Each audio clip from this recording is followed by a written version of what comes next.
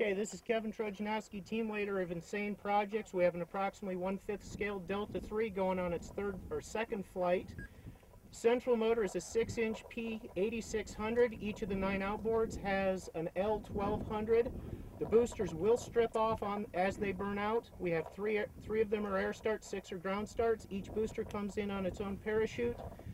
The main body splits into 3 sections. We expect an altitude of between 6,000 and 7,000 feet. LCO, it's yours.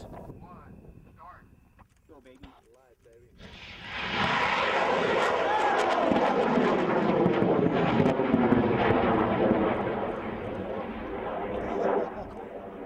Come on, does it get any better?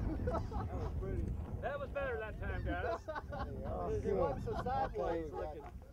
I think we did. I think we can get all the separation. You did damn good work, Pat. That's kind of. How much beer do we owe you? We can start with a couple of cases. You got it. That's good. We got charges. Come on, shoot.